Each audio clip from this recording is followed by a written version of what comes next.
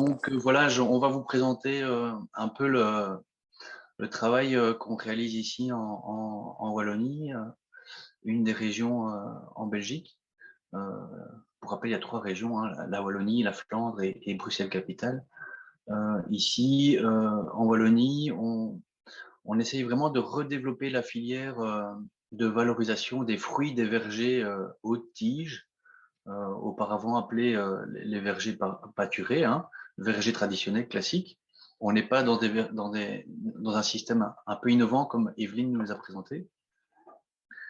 Et donc, en fait, c'est un projet qui est à la base issu du travail de sauvegarde du Centre de recherche agronomique de Wallonie, euh, en partenariat directement avec la Fédération des parcs naturels de Wallonie, qui fédère un peu tous les parcs naturels en Wallonie et accompagne ces parcs pour différents sujets de développement. Et donc la ASBL Diversifruit, qui est une toute jeune ASBL qui vient d'être créée en 2018 pour participer à ce travail de sauvegarde et de sensibilisation auprès du grand public. Donc voilà, on va présenter le programme en 2 parties. La première partie, ce sera moi qui la présentera, ce sera sur vraiment le verger aux tiges, et Eva présentera le développement de la filière. Donc voilà, en fait, pour rappeler qu'est-ce que c'est un verger aux tiges, c'est un ensemble d'arbres qui sont portés par des porte-greffes vigoureux, comme l'a bien précisé Evelyne tout à l'heure. Les arbres fruitiers peuvent être portés par différents porte-greffes de vigueur faible, moyenne ou forte. Ici, on a vraiment des vergers pâturés, donc on a intérêt à vraiment faire monter les couronnes au plus haut pour pas que les animaux les dégradent. Et donc, vous voyez la première photo, verger traditionnel pâturé, on voit vraiment la couronne des arbres qui est vraiment taillée par la dent des bovins. Alors, il y a une autre particularité dans ces vergers, c'est que les variétés utilisées traditionnellement, ce sont des variétés paysannes que nos ancêtres ont développées depuis la fin du Moyen Âge, partout en Europe en tout cas. Donc, du coup, ces variétés ont des prédispositions génétiques par rapport aux aléas biologiques et aux aléas, évidemment, pédologiques, euh, aux conditions pédologiques. Et donc, on a vraiment des variétés qui vont être peu sensibles à ces problèmes. Ces variétés ont été sélectionnées par nos paysans qui n'utilisaient pas encore de produits phytopharmaceutiques ni beaucoup d'engrais avant 1900. D'engrais minéraux, je parle bien. On était vraiment sur l'engrais organique.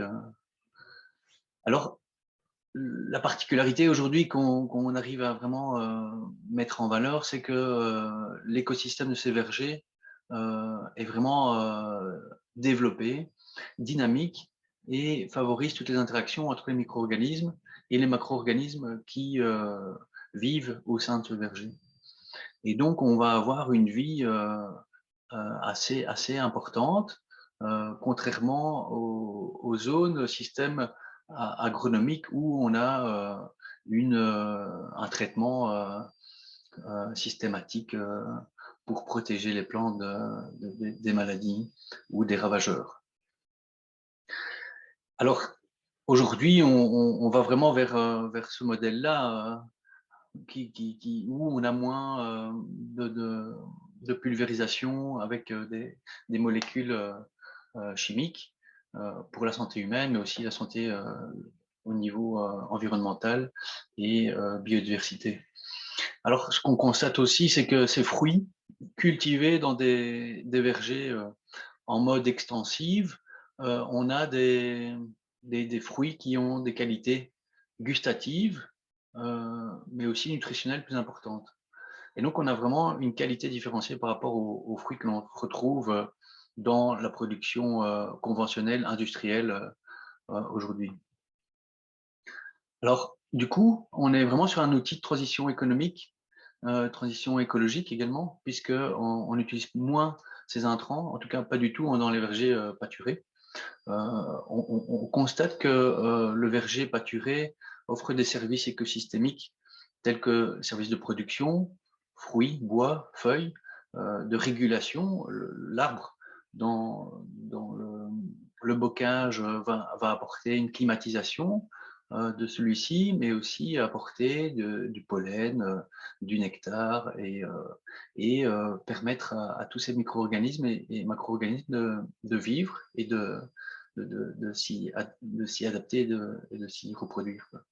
Et au niveau culturel, évidemment, ben, l'homme, là, on est vraiment sur des variétés qui ont été sélectionnées par l'homme depuis la fin du Moyen-Âge. Donc, on a quand même quelque chose au niveau agronomique d'intéressant. C'est l'arbre fruitier, comme Evelyne le disait, il doit être entretenu par l'homme, puisque c'est l'homme qui l'a créé lui-même. C'est un organisme qui a été domestiqué par l'homme. Hein. L'arbre fruitier a vraiment besoin que l'homme soit là en permanence. Et donc, on a une gestion différenciée, sans pesticides, je l'ai déjà dit, et aussi avec une faible utilisation d'engins agricoles, puisque ce sont les animaux qui vont pâturer l'herbage et l'homme qui va venir soigner son arbre de manière manuelle. Et donc, voilà, on est face à un modèle agricole qui répond aux enjeux actuels, moins de consommation de ressources fossiles et moins de dépendance aux produits phyto et aux engrais minéraux. Alors, souvent, on nous pose la question, qu'est-ce que le verger aux tiges offre comme intérêt par rapport au changement climatique? Alors, mais déjà, le fait que les couronnes des arbres sont au-dessus de 2 voire 3 mètres de hauteur. Ça permet à ces couronnes d'être peu impactées par les gelées tardifs du printemps, puisque les nappes de brouillard vont vraiment brûler les fleurs régulièrement entre les 2 à 3 mètres de haut. Quand on a des grosses nappes assez épaisses, eh bien, effectivement, là, l'arbre peut être plus endommagé quand on est dans du haut de tige. Mais en tout cas, on est moins impacté qu'en verger bastige industriel. Les racines de ces arbres vont être plus profondes, puisqu'on a des arbres qui peuvent vivre jusqu'à 100, 150 ans. Le pommier, on est dans une moyenne de 120 ans, le poirier 150, voire 200 ans pour certains poiriers. Dans le Don-Fronté, chez vous en Normandie, on a des poiriers qui ont 300 ans, qui ont été plantés par Louis XIV. C'est assez remarquable. Le poirier est l'arbre fruitier de la famille des rosacées qui vit le plus longtemps que les autres. Le choix des espèces et des variétés doit être aussi très réfléchi par celui qui va planter, parce que voilà, le pommier, poirier, cerisier ont des besoins différents et ont une autre écologie vraiment spécifique. Et donc, il faut vraiment étudier par rapport à votre parcelle, quel type de sol vous avez et quelle espèce va être la mieux adaptée, quoi. Au niveau génétique, le fait de varier les variétés, de diversifier vos variétés, vous allez étaler vos périodes de floraison. Pour ce qui est des problèmes de gelée tardive, ça va permettre de diversifier les périodes de floraison et donc de minimiser l'impact que les gelées vont faire sur vos productions. Et au niveau des maturités des fruits, mais du coup, vous allez aussi avoir le fait de diversifier vos variétés, vous allez avoir un étalement de maturité et donc de consommation aussi et d'offres en termes de qualité de fruits à vos consommateurs. La présence du gestionnaire au moment des sécheresses est primordiale pour les jeunes arbres. Hein, entre le moment de la plantation, l'année de la plantation et les 5 premières années, on a vraiment l'arbre a vraiment besoin d'une présence continue de l'être humain pour que l'arbre puisse grandir au plus vite. Evelyne en parlait tout à l'heure, l'azote pour les jeunes arbres, c'est très important, hein. Un apport en azote pour assurer la croissance végétale de l'arbre pendant ces premières années est très important. Alors, ici, voilà, en Belgique, on a remarqué que on a énormément perdu.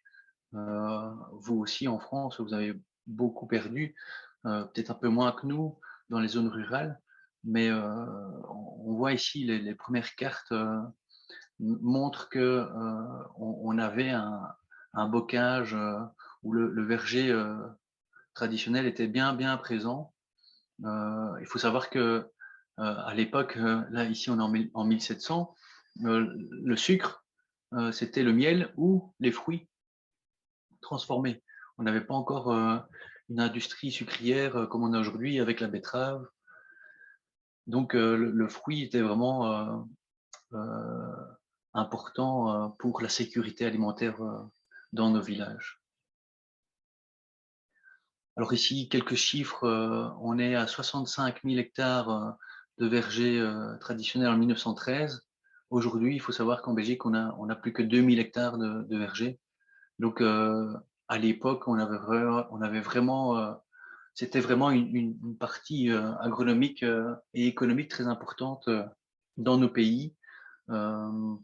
Et certaines régions étaient plus développées que d'autres dans ce domaine. Alors ici, on voit les cueilleurs en train de cueillir les fruits et les ramasseurs en train de les charger et de les trier dans des tables de triage. À l'époque, c'était vraiment une industrie, hein. Là, on est en 1900.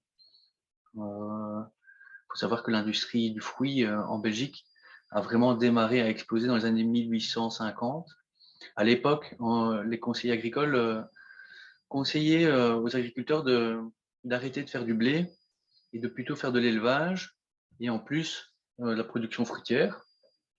Pourquoi? Parce qu'à l'époque, la Belgique était une des puissances économiques les plus importantes dans le monde à cause de la houille qui était exploitée et de l'acier qui était aussi fabriqué, surtout le sillon entre Sambre et Meuse en Wallonie.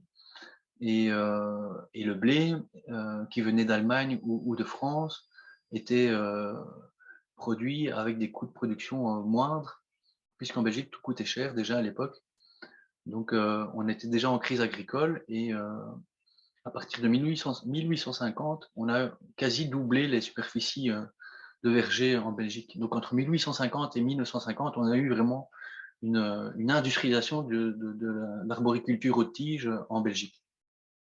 Et donc, on voit vraiment ici un extrait d'un bouquin agricole hein, de 1913 où on reprend des tables de production par rapport à la circonférence des arbres et des apports en engrais à apporter aux arbres par rapport aux espèces, pommiers, poiriers, cerisiers, pruneaux. Alors voilà, plus de 95% des vergers aujourd'hui ont disparu. Alors il y a plusieurs causes, hein. C'est la mutation de l'agriculture avec la mécanisation, l'arrachage soutenu pour lutter contre l'alcoolisme indigène, l'urbanisation, l'agrandissement des villages, le changement des modes d'alimentation des consommateurs et évidemment l'intensification de l'agriculture. Alors voilà, ici un schéma qui montre, un graphique qui montre vraiment la chute vertigineuse des superficies en l'espace de 50 ans. Après, il n'y a plus de recensement. En fait, le verger Autige n'était plus recensé puisqu'il avait été remplacé par le verger Bastige. Et donc ici, on a des cartes. On voit vraiment qu'en 1989, il reste 1711 hectares de vergers recensés. Alors voilà, cette production extensive de fruits n'est plus jugée rentable aujourd'hui. Il y a plusieurs contraintes, hein. C'est le temps de mise à fruit qui est assez long. Le rendement, vous voyez, on est sur 40 tonnes à l'hectare pour la production Bastige et à 15 tonnes par hectare pour le haut-tige. Donc on est vraiment sur une culture extensive, mais qui est associée quand même à de l'élevage. Et donc, c'est ça qu'il faut voir aussi, hein. La complexité à la récolte, beh, si vous plantez des variétés différentes dans votre verger, beh, il va falloir savoir, quand est-ce qu'il faut récolter cette variété, heu, puisque ça va s'étaler, hein, les récoltes vont s'étaler en fonction de la phénologie, de vos variétés et au niveau aussi de la conservation de vos fruits, quoi, hein. Il y a des fruits qui vont devoir être vendus avant décembre, d'autres avant janvier, mais d'autres qui peuvent se conserver même jusqu'en mai. Heu, les mesures de sécurité, ben, il faut monter à l'échelle, et il y a, aussi une double spéculation agricole. Il faut gérer l'herbage et la récolte des fruits, surtout les fruits qui vont tomber au sol. Il ne faut pas qu'ils soient mangés par les animaux qui sont, dans la pâture. Donc voilà, ici on a, en Belgique, on voit que ces vergers sont complètement abandonnés. Les les agriculteurs n'ont plus d'outils pour, gérer ces arbres, les savoir-faire sont perdus et donc les arbres meurent prématurément. On a des arbres de 80 ans, des pommiers de 80 ans, même plus jeunes, qui tombent sous le poids de leurs branches, parce qu'ils ont été formés, type en gobelet et un gobelet doit être, entretenu chaque année, même si l'arbre a 80 ans. Et vous voyez, ici, on perd des arbres de 80 ans alors qu'ils peuvent vivre jusqu'à 120 ans pour les pommiers, en moyenne, hein.